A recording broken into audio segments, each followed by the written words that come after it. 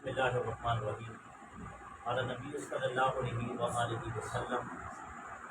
من اعطى للہ ومنع للہ احب للہ وابغض للہ فقد استکمل الایمان صدق اللہ العظیم وصدق رسولہ صلی اللہ علیہ وسلم۔ پیارے حبیب صلی اللہ علیہ وآلہ وسلم اس حدیث مبارک میں یہ فرماتے ہیں کہ جس آدمی نے اپنی زندگی کے اندر چار کام اپنی زندگی کے اندر اپنا لیے تو اللہ کے نبی نے فرمایا کہ یہ فقد استکمل الایمان، اس کا ایمان کامل اور مکمل ہے۔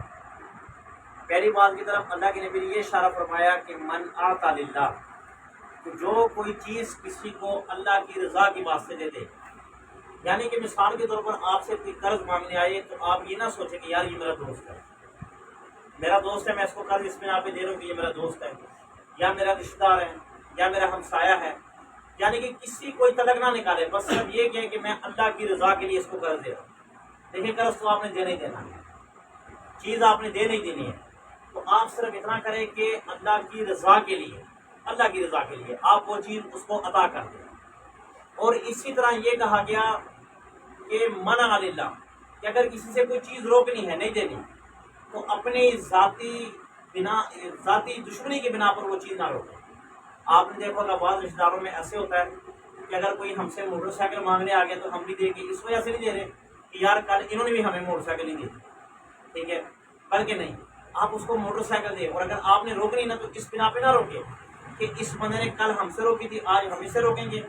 بلکہ آپ اس بنا پہ اسے روکیں کہ یار تو مجھے بتا تو نماز پڑھنے کیوں نہیں آتا، تو فلاں جگہ پہ بیان سننے کیوں نہیں آتا، فلاں جگہ پہ تو ذکر اذکار کرنے کے لیے کیوں نہیں آتا۔ اب دیکھیں یہ اللہ کی رضا کے لیے، اپنی ذاتی بغض، اناد، لڑائی، دشمنی کی وجہ سے نہیں روکنی تھی۔ آپ نے اگر وہ چیز روکنی ہے تو اللہ کی رضا کے لیے، اللہ کی خوشنودی کے لیے آپ نے وہ چیز روکنی، اپنی ذاتیات کی بنا پر نہیں۔ آپ نے وہ واقعہ سنا ہوگا، بڑا مشہور واقعہ ہے کہ حضرت علی کرم اللہ وجہہ ایک کافر کے پیچھے بھاگے جا رہے تھے، تو وہ جنگ تھی، جنگ کے دوران کچھ سخت الفاظ اس کافر نے کہہ دیے تھے، جس کے بنا پر حضرت علی شیر خدا تلوار لے کر اس آدمی کے پیچھے بھاگے گئے۔ اچھا بھاگتے گئے جب وہ تھک گیا تو حضرت علی نے پیچھے سے پکڑ کے نیچے لٹا دیا، اور جب لٹا دیا تو حضرت علی ان کے سینے پر بیٹھ گئے، اور جب سینے پر بیٹھ گئے تو ان کے سینے میں جب حضرت علی سینے میں خنجر گاڑنے لگے، اس کافر نے اسی وقت حضرت علی شیر خدا کے منہ پر تھوک دی۔ جب تھوک دیا حضرت علی شیر خدا اٹھ کے اپنا تھوک کو صاف کیا اور صاف کر کے اپنے راستے پر چل دیے۔ وہ کافر پیچھے چلے گئے اور حضرت علی شیر خدا سے پوچھا کہ ابھی آپ مجھ سے بدلہ لینے آ رہے تھے، ابھی آپ مجھے قتل کرنے آ رہے تھے، اور ابھی آپ نے اپنا ارادہ چینج کر لیا، فیصلہ چینج کر لیا، فیصلہ واپس لے لیا، آپ واپس جا رہے ہیں۔ کہنے لگے حضرت علی شیر خدا کہ پہلے میری جو لڑائی تھی وہ اللہ اور اس کے رسول کے لیے تھی، یعنی کہ تو اس دین کے خلاف چل رہا تھا، اس لیے میں تجھے قتل کرنا چاہ رہا تھا۔ اب جب تو نے مجھ پر تھوک پھینکا تو یہ میری ذاتیات کا مسئلہ آ گیا، اور ہمیں ہمارے نبی صلی اللہ علیہ وآلہ وسلم نے یہ درس دیا، یہ سبق پڑھایا کہ ذاتیات کی بنا پر کسی سے بدلہ نہیں لینا، لہٰذا میں تمہیں معاف کرتا ہوں۔ حضرت علی کا یہ فعل اس کافر کو اتنا اچھا لگا، اسی وقت کلمہ پڑھ کے وہ مسلمان ہو گیا، سبحان اللہ، اسی وقت وہ کلمہ پڑھ کے مسلمان ہو گیا کہ یار دیکھیں کہ ذاتیات کی بنا پر نہیں، صرف اور صرف جناب نبی کریم صلی اللہ علیہ وآلہ وسلم اور جس اللہ سے محبت کرتے ہیں اس بنا پر انہوں نے کیا کر دیا، ہمیں معاف کر دیا، لہٰذا میں کلمہ پڑھ کے مسلمان ہوتا ہوں۔ اب دیکھیں نا، ہمارے کئی ایسے معاملات ہوتے ہیں کہ جو ہم ذاتیات پر دے جاتے ہیں، کئی ایسے معاملات ہوتے ہیں، گھروں کے اندر ہو، باروں کے اندر ہو، مسجد کے اندر ہو، مدارس کے اندر ہو، بازاروں کے اندر، یعنی کہ کئی ایسے معاملات ہوتے ہیں، بعض دفعہ میاں بیوی کے اندر ایسے معاملات ہوتے ہیں وہ ذاتیات کی بنا پر لڑائی چلتی ہے۔ حالانکہ ذاتیات کی بنا پر لڑائی کرنا حرام ہے، چاہے وہ بیوی کے ساتھ ہو، چاہے وہ ماں کے ساتھ ہو، چاہے وہ چھوٹے بھائی کے ساتھ ہو، چاہے وہ بڑے بھائی کے ساتھ ہو، چاہے وہ رشتہ دار کے ساتھ ہو۔ ذاتیات کی بنا پر ہم کسی کو تنقید کا نشانہ نہیں بنا سکتے، اپنا بدلہ نہیں لے سکتے، ذاتیات کی بنا پر ہم کسی کو ذلیل نہیں کر سکتے، کسی کو رسوا نہیں کر سکتے، ذاتیات کی بنا پر قطعاً ہم اس سے بدلہ نہیں لے سکتے، بلکہ ذاتیات کی بنا پر ہمیں درس یہ ملا کہ آپ معاف کر دیں، یعنی کہ دوسرا کیا تھا کہ اللہ کے لیے روکے۔ تیسرا یہ ہے کہ الحب للہ، محبت کرنی ہے اللہ کی رضا کے لیے۔ اب دیکھیں یہاں پر جو ہم مل بیٹھتے ہیں نا،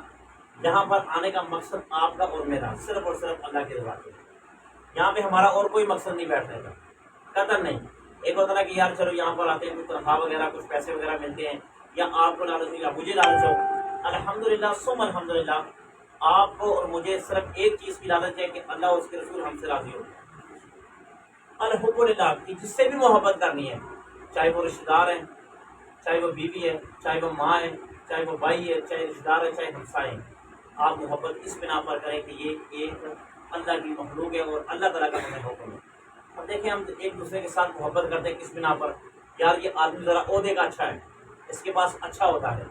یہ آدمی ایم این ہے، یہ ایم پی ہے، یہ کونسلر ہے، یہ چیئرمین ہے، یہ وائس چیئرمین ہے، یعنی کہ ہم کیا کرتے ہیں اس کے عہدوں کو دیکھ کر اس سے محبت کرتے ہیں۔ اکثر آپ نے دیکھا ہوگا دنیا کا دستور ہے کہ عہدے والے کو لوگ سلام کرتے ہیں، عہدے والے کو۔ اب دیکھیں عہدے پہ آدمی بیٹھا ہوا ہے، وہ بالکل کمزور مگر اس کو سلام ہے، اور طاقتور آدمی نیچے جا رہا ہو وہ غریب ہے مگر اس کو سلام نہیں ہے، کیوں کہ عہدے کو سلام ہے۔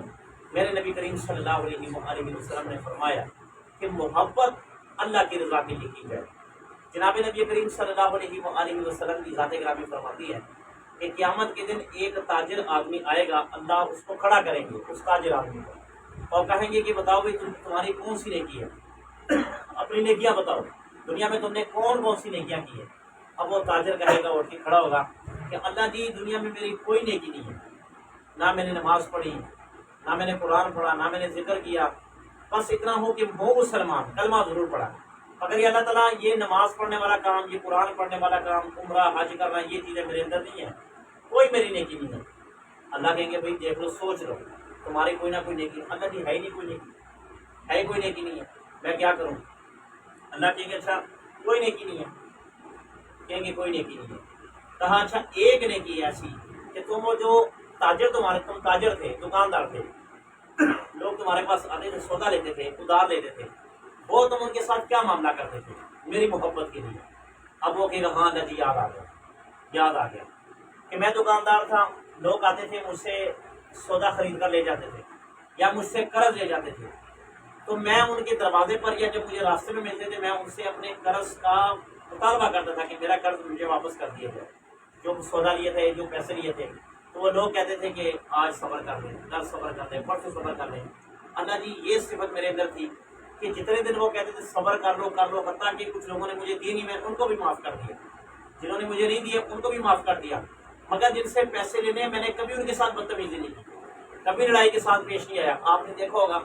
آپ کی کسی سے پیسے پھنسے ہو یا میرے پھنسے ہو، ہم ایک دن، 2 دن، 4 دن، 5 دن، 6 دن تک دیکھتے ہیں، دیتا ہے کہ نہیں دیتا، اس کے بعد ہم لڑائی پہ اتر آتے ہیں، کرتے کہ نہیں ایسے کرتے ہیں، ہم لڑائی پہ اتر آتے ہیں، ہاں بھی پیسے دینے کے نہیں دینے، حتیٰ کہ گریبانوں تک ہاتھ چلے جاتے ہیں، گریبان چاک ہو جاتے ہیں، عزتیں تار ہو جاتی ہے پیسے کی بنا پر کہ ہمارا پیسہ کیوں نہیں ہمیں نکالتا ہے۔ اب دیکھیں وہ تاجر اللہ کو یہ کہہ رہا کہ اللہ جی وہ آپ کی محبت کے لیے کہ اللہ کی مخلوق ہے، آپ کی مخلوق ہے، رسول اللہ صلی اللہ علیہ وسلم کی امت ہے، میں ان کو معاف کرتا گیا۔ اللہ کہیں گے اے میرے بندے، اے میرے تاجر بندے،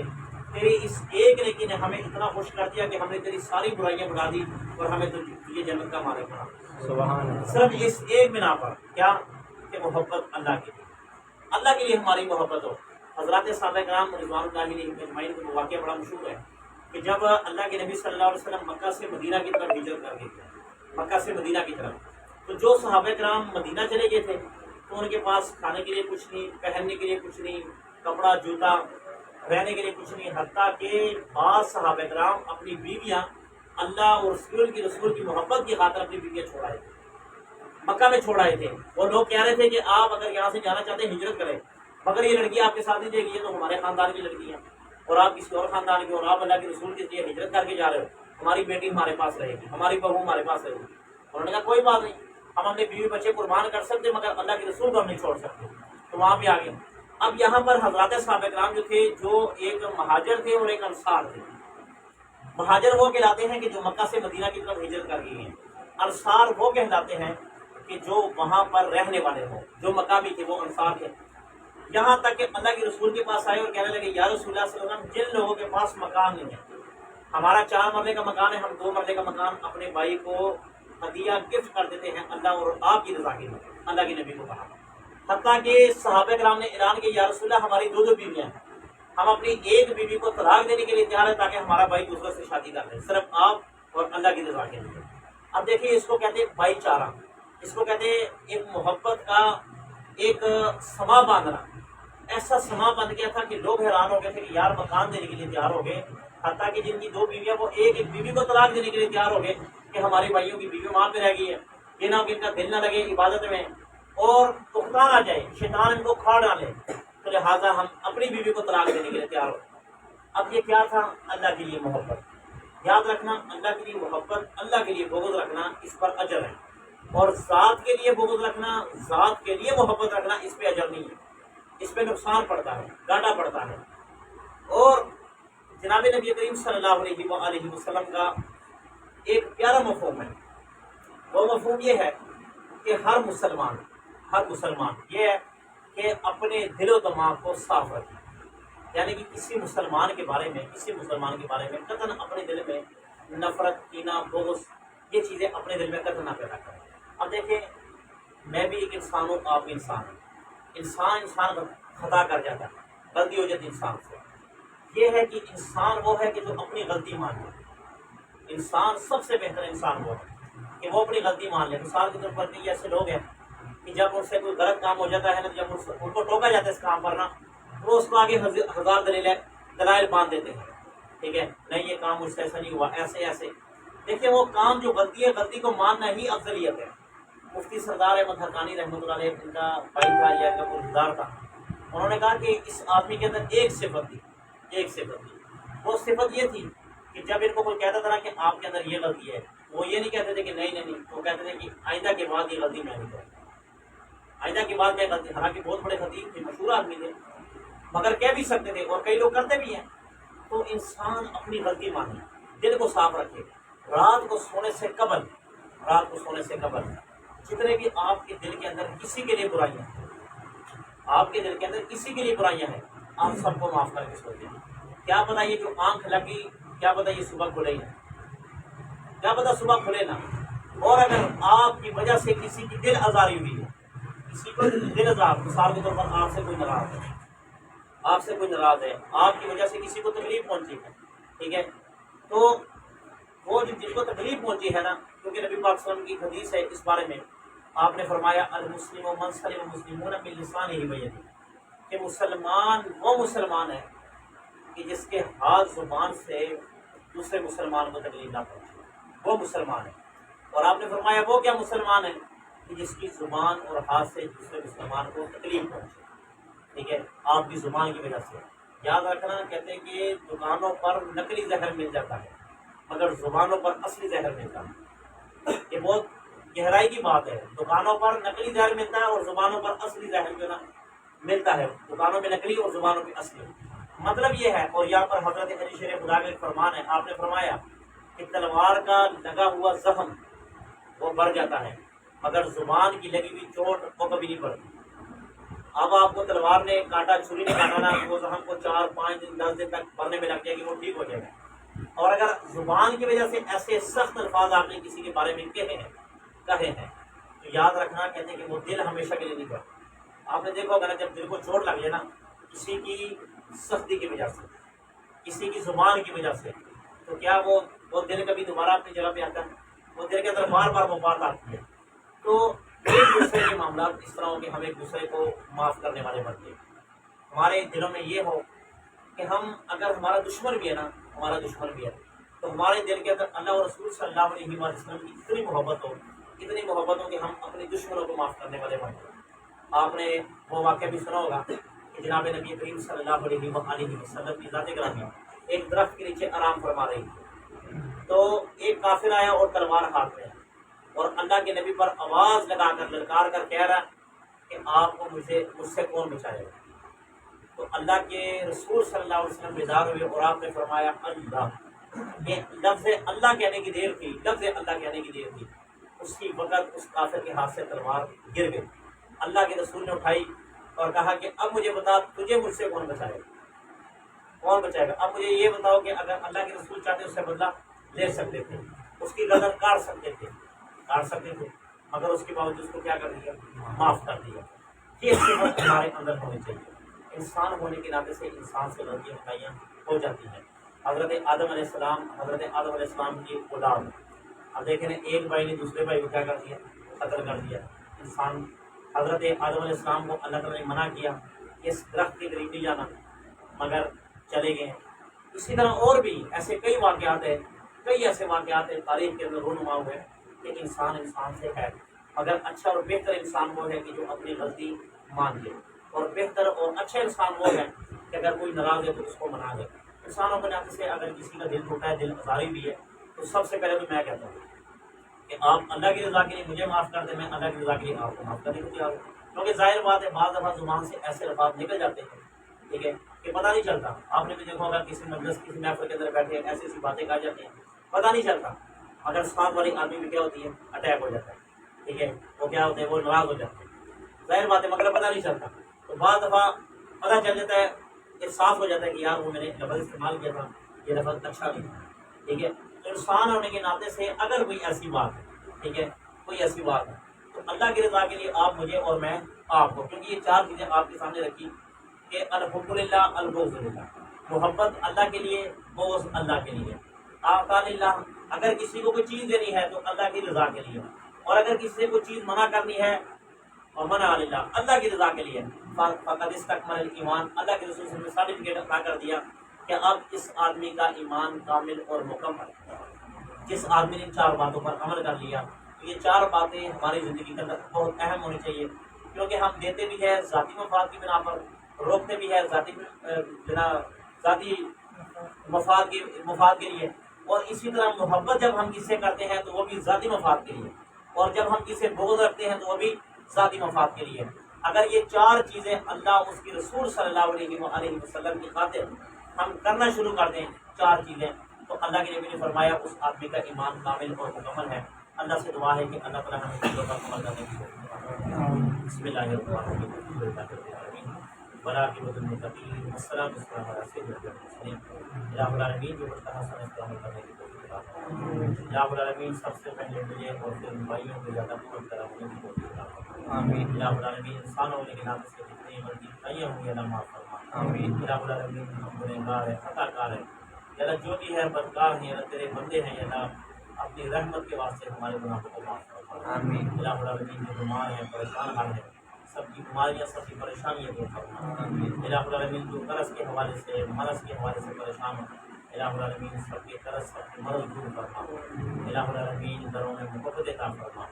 گھروں میں برکت عطا فرما،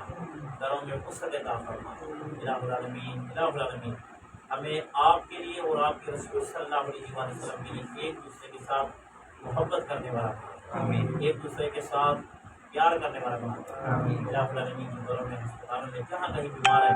یا رب العالمین سب کو شفا عطا فرما۔ آمین۔ یا رب العالمین، مرنے سے پہلے یا اللہ مرنے کی تیاری کرنے کی توفیق عطا فرما۔ آمین۔ یا رب العالمین، جتنی کوشش میں سب کی کوشش کرنا، آمین، خصوصاً بالخصوص دعا کیجیے کہ مفتی سردار حقانی صاحب کے لیے جو ایک جید عالم تھے، اللہ تعالیٰ ان کی بھی مغفرت فرمائے، جان عطا فرمائے، اور جو ان کے گھر والے ہیں، بچے ہیں، بیوی ہیں، خاندان ہے، رشتہ دار ہیں، ان کو صبر جمیل عطا فرمائے۔ آمین۔ یا رب العالمین، ہم میں سے